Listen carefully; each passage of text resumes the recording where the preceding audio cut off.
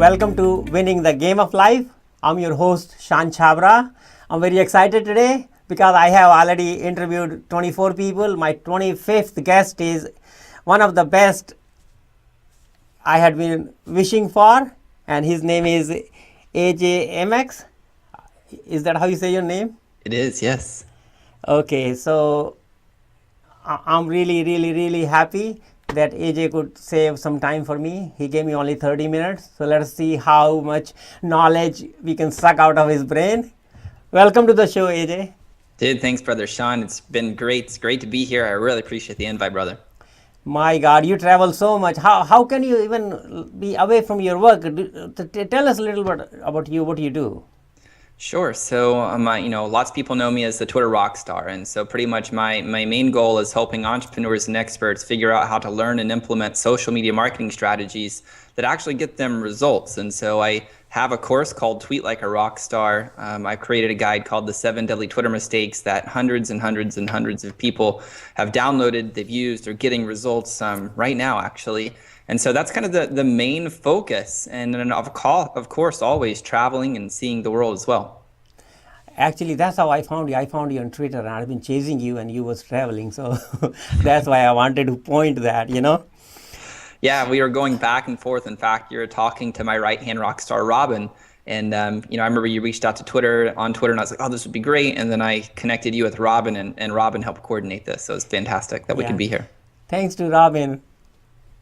Okay, so how about, like, I did not try to research too much about you or your background, so that, like, most of the content you are going to share with us is so fresh as is fresh to my readers and viewers and listeners. So how about you start from a little bit from your background, so that we all know where you came from and what you are and how you became what you are today. Sure. So we'll kind of go the fast version since we only have 30 minutes. So pretty much I grew up in a really tiny farm town called Seven Points, Texas. Really small. There was like 700 and something people in that little town, but it was around a lake called Cedar Creek Lake, and so the combined community was around 10 or 20,000 people. Still very small. And so a lot of people there, they either are construction workers, they go work in the oil fields, they're teachers, they leave, or they're construction workers. There's really not that much going on in that community. And so I always had really big dreams. And if you fast forward into like high school, I started playing music, and a friend of mine, we started this band. And then when we went to university, we continued playing music and writing songs. And I got really interested into the whole music business side of things. And if we fast forward all the way up to 2009, we had co-founded a band called Trade Cities, and we were doing these tours all around the United States. We were being paid. We had a 38-foot tour bus. We had radio play. We had offers from record labels. And then that all came crashing down in October of 2009, and I had a decision to make. I said, well, do I want to put together a new band and continue doing this, or do I want to follow something a little bit differently? So I chose to really pursue my passion, which was marketing and business. And so right at that time, I picked up a book called The 4-Hour Workweek by Tim Ferriss. And Tim was talking about this concept of lifestyle design, pretty much where we could work from anywhere in the world as long as we had a Wi-Fi connection and a computer. And I thought to myself, well, if Tim can figure this thing out, I bet I can too. And so it's been a continual leveling up process and just taking massive action to ultimately get me to where I'm at today, where I'm on the cutting edge of social media and what's working on Twitter, and teaching other entrepreneurs and experts how to actually use digital marketing to grow their business.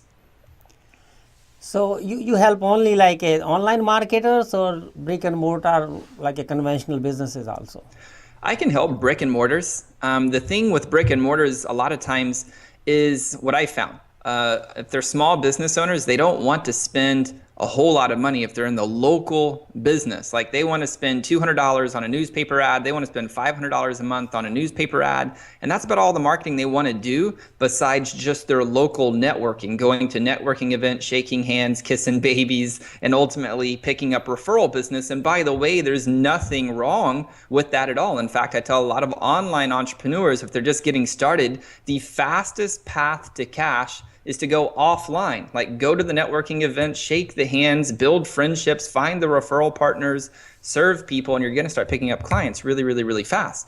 But for those brick and mortar businesses who do have the advertising budget, in fact, I'm speaking with a couple of them later this week, and they're willing to spend $1,000, $2,000, $5,000 a month in paid advertising, absolutely, I can help them outline a plan to ultimately start generating the leads and then converting those into sales. That's good. That's good. Like, you are doing this for like last couple of years or 5-6 years, like especially the Twitter marketing you was talking earlier. Yeah, I've been doing this about 6 years now. So started in 2009, and then I got into using Twitter very strategically in 2013. So almost 3 years now of learning exactly how to use Twitter. And that's ultimately what I started creating the 7 deadly Twitter mistakes. And I'm happy to get into these tips and tools on how to use Twitter to build the audience and monetize the audience. But it came, that whole Twitter experience came from in 2013, I myself didn't have the advertising budget to spend money on, right? And I was picking up clients that had a successful business just from local networking and things of that nature, but I didn't have like $1,000 a month I could set aside to spend on Facebook ads. And so I had to get really creative, and I said, well, what can I do with the tools that I have at my disposal right now to reach my audience now? And in asking that question, I heard Twitter, and I was like, oh, okay, well, how can I use Twitter to reach my audience now? And ultimately, that's what led me to start playing what I call the follow game and tweaking profiles, which, like I said, I'm happy to get into during our conversation today. But I started building a raving fan base of now over 21,000 people. I mean, that's how you and I connected on Twitter. And ultimately, I'm generating leads. They're opting into my email list every single day from Twitter and setting up sales conversations as well. Okay, on our webpage and videos and everywhere, we will put all your links. Like there may be, most of my listeners are entrepreneurs. I'm sure there are a lot of people like they will need your help, but let us talk for a minute. The before they pay you anything, or before they hire you for anything, or maybe some of the people can't even afford your services. So would you like to share some of the stuff we are talking here on the Twitter? Yeah. Like at least they will get some free education from today's chat we are having. Absolutely. So there's 3 phases to having a proven Twitter marketing plan. And the first step is to create. The second step is to actually connect, right? And then the third step piece, we have converse. So we're going to create, we're going to connect, and then we're going to converse. And so what I mean by creating is setting your profile up for success. So there's 3 pieces of this. The first piece of this is having your profile picture be you. Like, don't use a logo, use a picture of you where people can actually see your eyes. And you want to be able to show up very present in that photo. And you don't need to go spend, thousands of dollars on a photo shoot. You guys can use your smartphone for this and, just have a good cropped 3/4 square shot, but make sure people can see your eyes. More importantly, you need to show up confident and you need to show up certain in that image, because people are going to create a bond, or they're going to be polarized away based upon how you're showing up in that image, because the energy never lies. Okay. So what I'm getting at with your profile picture is you need to show up confident and certain so people can see your eyes, because they're going to pick up on who you are as a person, and they're going to connect, which leads us into the next piece, which is you need to write what I call a rockin' bio. So a lot of people make the mistake of just throwing random words into the bio, right? Or random hashtags, random leaks, like they have no clue what they need to do there. So what I tell people to do is write 3 to 4 words that describe you as a human being in life and in business. Because remember, people want to connect with real, raw, relevant human beings. Okay, so have 3 to 4 words that describe you as a human being in life and in business, and then have what I call a power statement, which is very simple. Just say, I help who, so I help X get Y, right? I help what audience get what result. Like, keep it ridiculously simple. Do not be sexy, do not be clever. Just tell them exactly, this is who I help and this is how I help them. And then add your link to your website. Now, The way that you're going to actually start building your list from this is on your website. You need to have some type of what we call a lead magnet. We call this an opt-in offer. And for those that don't know what I'm talking about here, this just means you've created some piece of content, an ebook, this could be a PDF, this could be a video series, this could be a podcast episode, a series of podcast episodes, MP3s, etc. But what's happening is you're saying, hey, give me your name and give me your email, and in exchange for that data, I am going to send you this free gift. Now, in doing so, when you on your bio, when you have I help X get Y result, your lead magnet or your opt-in offer must be congruent with that power statement. Because understand, if they read that on Twitter and then they click the link, that's a click through to your website. So that's driving traffic from Twitter to your website, right? And that's what we all want. We want qualified traffic. But now we need to convert that traffic, and that's why it needs to be congruent. Because if it's not congruent, they're going to be like, oh, well, I clicked here to get what I thought I was getting, but I'm getting something different. So it's like this bait and switch. So then your bounce rate's going to increase. So you don't want to do that. Now, once you have your bio, once you have your profile picture, then you have your cover photo. Now you want to design this cover photo 1,000 pixels tall by 3,000 pixels wide. So 1,000 pixels tall by 3,000 pixels wide. And you want to be thinking about this. This is a virtual billboard where you're going to have thousands and thousands and tens of thousands and potentially hundreds of thousands, if you follow my strategies here today, of impressions, eyeballs looking at this virtual real estate. Now here in Dallas, we have people that pay thousands and thousands of dollars a month for billboards on the highways because they have traffic that's driving down. So just get into the mindset that this cover photo is no different. You can use this image to position yourself as that authority, as that rock star. You could package some type of advertisement for them to go to the website. You could use your media logos if you've been on different media, anything to help position you as the expert. So that's the creation piece. Now we're going to move into the second phase of this, which is to connect. Now in the connection piece, lots of people, they want to create tweets, and people always ask me, how many times should I tweet a day? I always tell people at least 9. And as people are sitting here creating these tweets, they're just waiting. They're like just kind of waiting for people to come to them rather than being very proactive. So I'm not one to sit around here and lay down and wait for people to come to me. I'm always like, how can I go to them?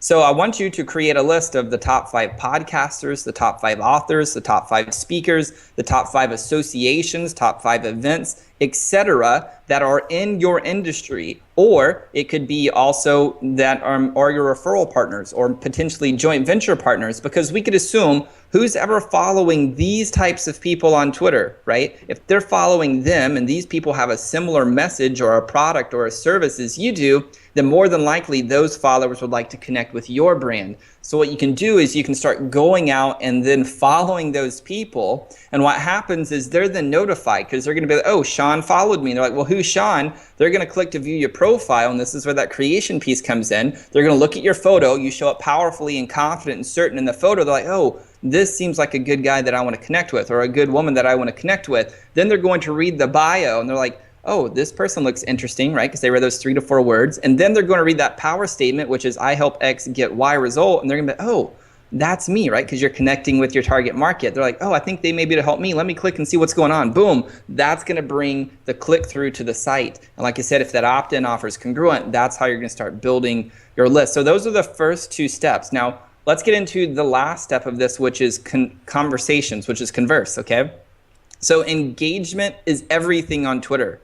And people are going to hear me say this over and over and over and over again, which is relationships are everything, and so big time on Twitter. So in Facebook, right, the culture is a little bit different, right? If we didn't go to school together, we didn't go to university together, we didn't meet at an event, I haven't met you, and you send me a friend request, most people are like, who are you? Like, why did you send me a friend request? I don't know you, right? And then they just delete the friend request oftentimes, right?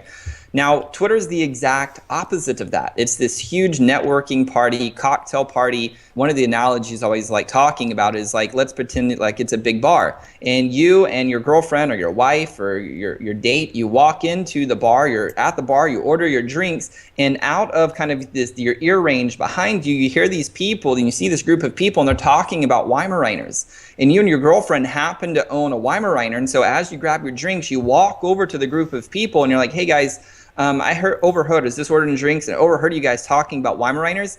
I happen to own one. Do you mind if my girlfriend and I join you guys to talk about Weimaraners? And they're going to be like, oh no, come on in. Sorry about that. They're going to be like, come on in. Like, let's talk, right? Because you were able to come into that conversation. So Twitter is the exact same way, right? The exact same way. So if you find conversations, just start asking people questions. Now, here's where a lot of people go wrong is when people follow them, they say, hey, thanks for the follow. And then the person responds and says, you're welcome. And the conversation's dead, right? That's not having great, amazing conversations. So I want you guys to get into the mindset of create amazing conversations. Now the question becomes, well, AJ, this sounds great, but how do we create amazing conversations?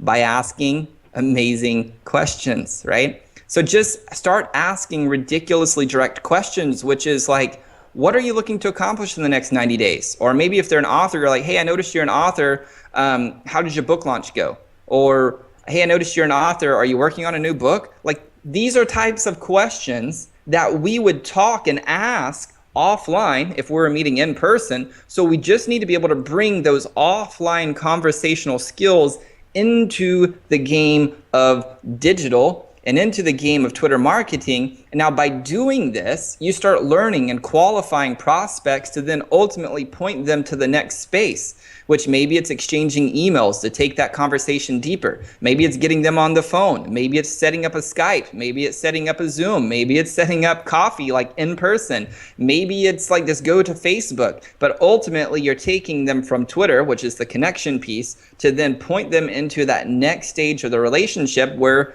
if you have something that can help them, then you can offer that once you build that trust and respect. If you know a friend that could help them, well, then you could connect them, right? Ultimately, you're just there on Twitter to share your value with the world, solving problems by creating great epic content via tweets, right? But also to be able to solve people's problems, whether you're doing it or whether you're pointing them and connecting them to other people. So that's kind of like the fast and furious version of the 3 steps, and we knocked over my water bottle in the process. So, we're kind of rocking and rolling here. I can see that excitement. You knock that, I knock my microphones here. Like that, like a delivery of that much content in that much time. I could see the excitement in your eyes, Yeah. But as you said, like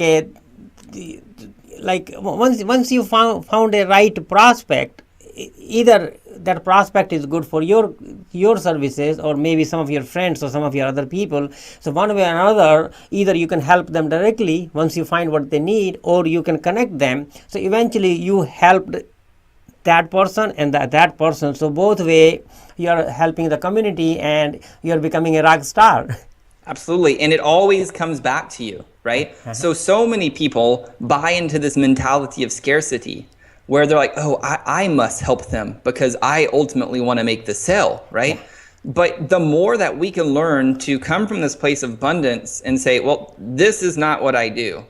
I could do it, but this isn't my zone of genius. So let me connect somebody with someone who else is. So if somebody came to me for sales training, could I teach them sales training? I could, right? Because I do sales in my own company, but sales training is not my genius. I would say, hey, let me connect you with Ryan Stewman, the hardcore closer. That guy, like, he has sales programs. That's what he does day in, day out, and he trains thousands of people on how to do sales. I would just connect him with Ryan. Now, the cool thing is, by me doing that, I'm ultimately invoking the law of reciprocity here. And Ryan, at some point in time, may or may not, but he already has, just using Ryan as an example, is going to figure out how he can help me because I've helped him, so therefore he wants to help me. Now, the crazy thing is I am not connecting people because I ultimately want to take for them. I'm not thinking about this and saying, well, I want to point them to Ryan because if they work with Ryan, then Ryan has a big group of people and then maybe he'll promote me to them. Like that does never, ever, ever, ever cross my mind. Like my intent, my heart is like, let me just connect people and help them have and find those win-win situations because I just know like it will always come back to me. Whether this person ever refers me business or not, it doesn't matter. Somehow, I promise you, it always, always, always comes up. You may just have some random person that say, hey, I've been seeing you on Twitter for a long time. I want to hire you. And you're like, well, where'd you come from? I just have to work with you. Right? Like that's how the universe works. So I just kind of want to hone that in or kind of hammer that in for people so they understand, just show up and serve people and focus on building relationships, and your business really will thrive if you'll ask for the business when it's appropriate to ask for it.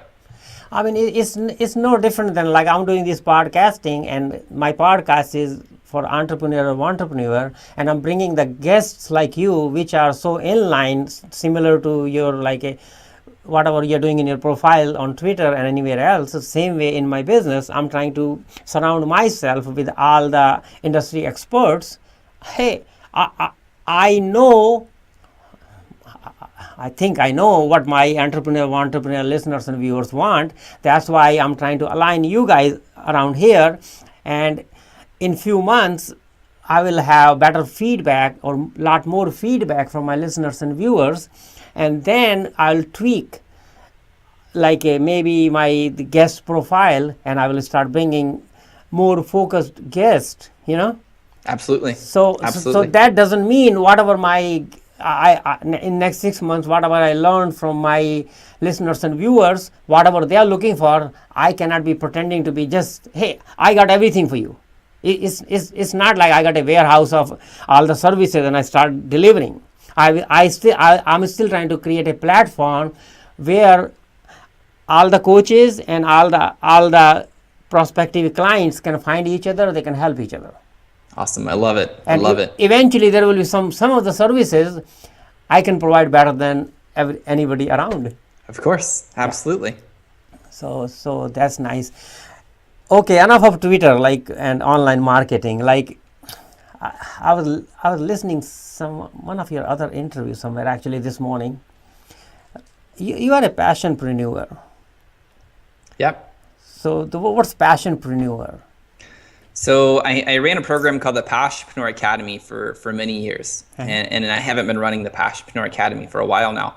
But essentially at that time, the passionpreneur is an entrepreneur who's willing to monetize their passion, because there's never been a greater time in the history of humanity than now. And everybody's probably said that ever. Like I'm just thinking back in probably 1920. If there was a podcast, there was a radio show. Somebody probably went on a radio show and said, there's never been the better time in history to start a company now, right? But what I'm getting at is like the tools and the technology, the barriers of entry are so low cost. Like if somebody is willing to educate themselves on what they need to do in the areas of marketing and sales, and they're willing to then put themselves out on the line, all of the tools are readily available to them, right? I mean, if we back up to the 1980s, even the early 90s, many of the tools were only, here in America anyway, like only Fortune 500 companies had budgets to afford. In fact, I was doing an interview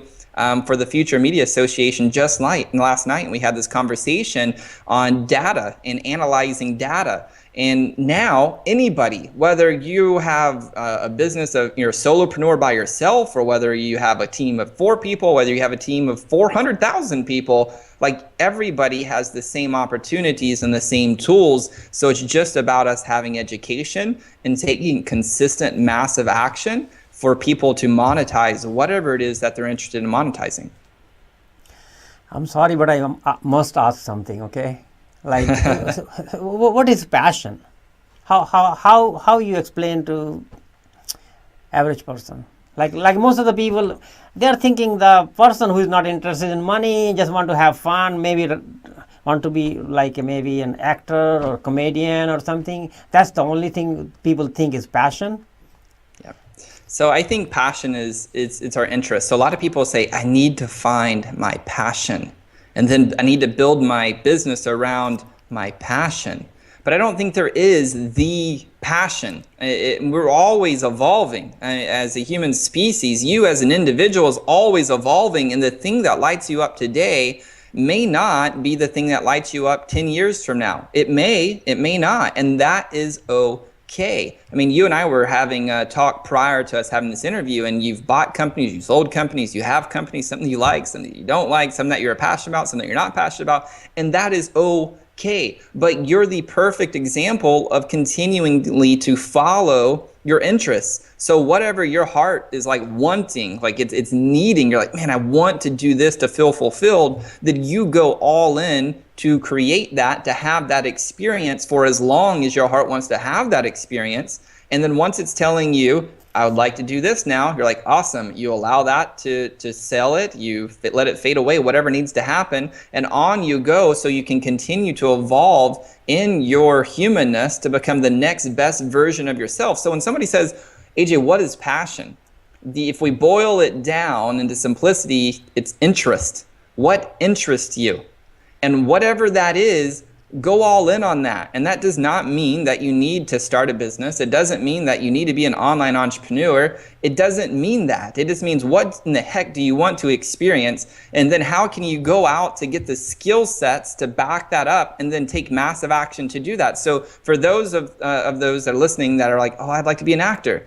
Awesome. Like, go find somebody who's a professional actor right now. Like, you can use Twitter to connect with them. You can use social media, connect with them, befriend them, and then learn what they're doing. Like, reverse engineer what they're doing. If they're living in Los Angeles and they tell you, hey, if you want to be a professional actor, you have to move to Los Angeles, then move to Los Angeles and go all in on that dream. If you just want to have cars and houses and just have material things and you like what you're doing at corporate, fantastic. Stay at corporate and just learn to manage the flow of your money and invest in real estate deals and stocks and grow your wealth from the income that you're generating as a corporation. Doesn't mean that you have to start a business. If you do have the bug to start a business, then do that. So to me, that's kind of my long-winded rant on passion. But I hear so many people that are like, oh, you have to find your passion.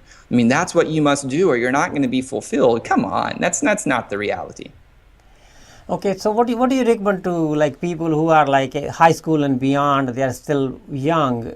Like a lot of people like go to school or they're doing for degrees and maybe they're looking for a job, but I see them so down, you know? Yep. So here's my advice to the young people, my friend. My advice to the young people is kind of in alignment with this passion thing, which is, what in the heck do you want to experience in this life? What in the world? Take money out of the equation, right? And I understand that you have to have money. I am not going to say that you do not have to have money. I'm not going to sit here and say, just follow your passion, follow your bliss, and the money will come. No, it won't. Like, you have to educate yourself. But number one, you have to get clear on, what do you want? Number one, like, let all of the conditioning that you've been told from your mother, your father, your grandparents, from school counselors, allow all that to just go away and ask yourself, what do you want, right? What is the thing that interests you? What is the thing that you love reading about? You love watching documentaries on? What is that? And then whatever that is, then go get the skill sets that are going to allow you to then have that in experience, right? So for some people, I grew up with a great friend of mine who just wanted to be a carpenter. He wanted to build cabinets with his hands, right? And in school, they're like, oh no, you have to go to university. It's like, are you kidding me? Like, the guy makes great money now because he chose to follow that, right? Instead of going to university and going into student debt loans, instead he went and got an apprenticeship to learn how to build cabinets, start his own business, right? And then start selling cabinets and makes more money than most college people with college degrees. Does that mean college degrees aren't bad, or are bad? No, it doesn't mean that. It just means there's different paths for different people. So just figure out what it is that you want, then go get the skill set so you have that, and then go out and make the opportunity. And here's my advice also to the young people that are coming out of high school. In the economy today, people do not care about your degree. Now, I can say this very adamantly. I graduated summa cum laude at the top of my class with a 3.92 GPA, from university with a liberal arts degree. Nobody has ever asked me for my diploma ever. In fact, I don't even know where it's at. I don't have it hung up on the wall because it doesn't mean anything to me at all. People always ask me, sir, what results can you produce for me? Right? So my advice also to the young people is whatever it is that you want to do it, get the skill set so you can produce the results, and then go all in on producing results. And as long as you continue to level up your skill sets and continue to expand the results and the level of results you can produce, you will always, always, always be in high demand and be able to make any amount of money that you want to create. Very inspiring, you know. I was mesmerized. I was lost listening to you. Like maybe you was my coach. If you was my coach when I was a kid, I will be a different person maybe. So I was gone in that time, you know. Yeah, I appreciate it, dude. I get fired up about the idea of school because I was the guy who was conditioned to believe that you had to go to university. So I always made straight A's. I graduated like salutatorian, which in my book is like the first loser, right? You're second place. You're not number one, so you're number two, right? And so I was high school, moved into college, graduated top of my class.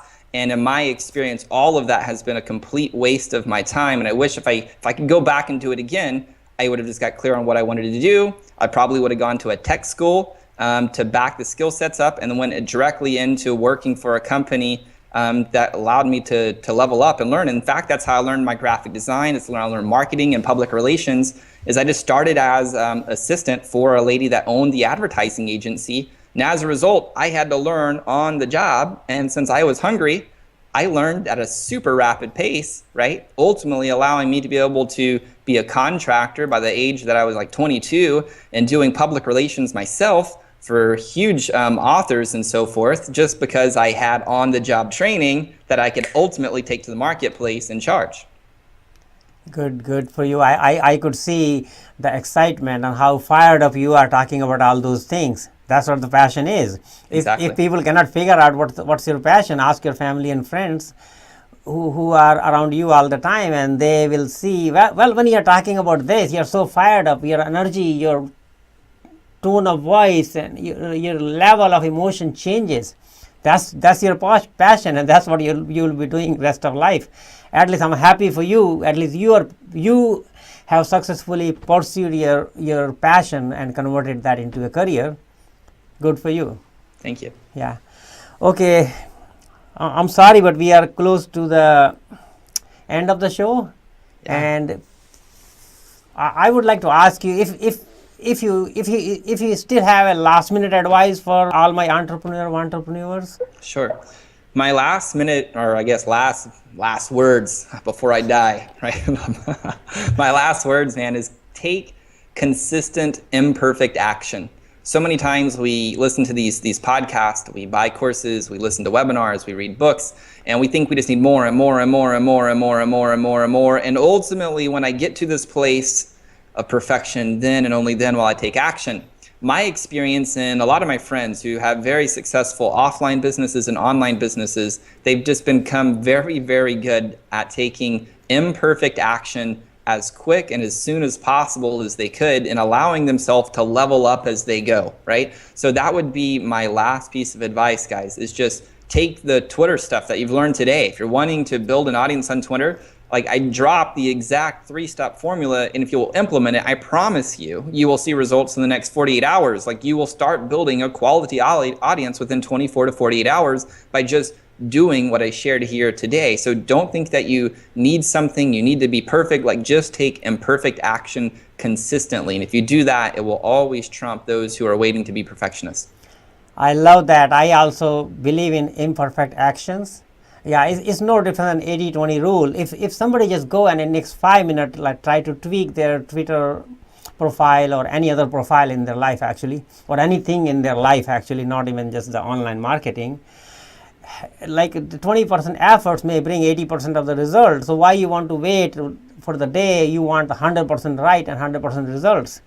That day may never come. Yeah. Exactly. Maybe the CEO of Twitter doesn't have the perfect profile. Right. I'm sorry. I hope he's not watching me, okay? I hope he does. I hope he does. He needs to. So, okay, my friend, I thank you for being my guest on my show. You're most welcome. And I'm sure my listeners and viewers will be requesting me to bring you back again. Awesome. And I'll request you again. I'll chase you on Twitter now. All right, sounds good, man. So, thank you, my friend. Have a nice day. You're most welcome. Thanks for having me, brother. Bye.